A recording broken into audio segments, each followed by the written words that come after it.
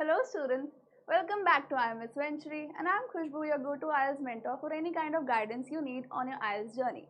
Now today we are going to be discussing some myths related to IELTS and we are also going to debunk them for you. So without any further ado, let's just get into it. So today we are going to be discussing 7 myths about IELTS and the first one on the line is IELTS is only for academic purposes. So this is not the case. You can also have IELTS as an examination that can be used as a proof for your English proficiency if you are somebody who's looking forward to settling abroad on the basis of employment. Right, so if you want to go abroad and have some job there and permanently settle there, then you can also take IELTS, which is GT, okay, not academic.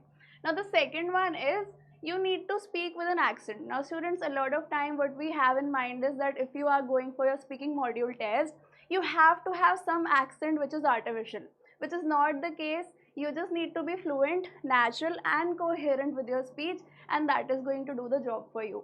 Okay, now the third one on the line is you must write in complex language. Now this is related to your writing module, obviously, whereby you have to write. So a lot of people tend to think that they have to use fancy terms, they have to use, very artificial language, which is again not true, because you just need to make sense and you just need to have a logical argument there with again your normal language. Okay, it's good if you use fancy terms or good vocabulary, but it's not recommended if you do not know the meaning properly. Okay, so try to stick to normal language which you are very sure about, and then have a good structure to your writing or whatever essay you are delivering.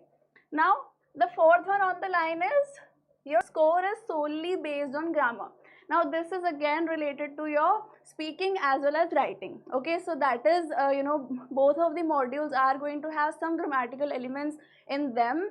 So a lot of time people also think that you just need to have good grammar, but that's not true. You also need to be coherent. You also have to meet a lot of different criteria they have for each of the modules.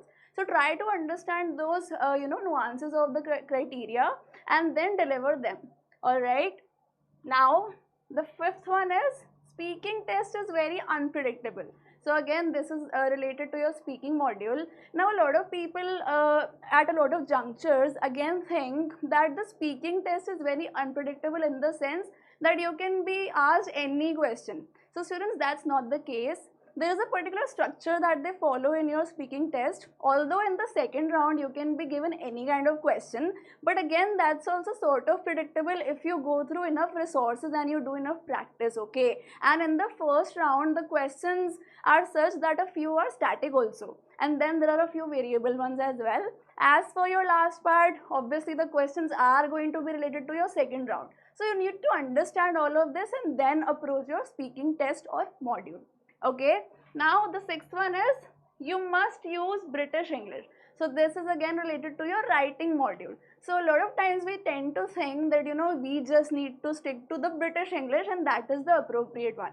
Now that is not something that is true. Why? Because you can also use American English, but the only idea is that you have to have this idea that you have to stick to one kind of thing. So if you are using British English, stick to British English throughout your essay or whatever writing you are doing. Similarly, if you are sticking to the American one, then do that for the entirety of your paragraph and you are good to go. Okay, now the last one on the line is scoring is arbitrary. So a lot of times people also think that scoring is not something that they know about and it's just done arbitrarily, which is not again the case.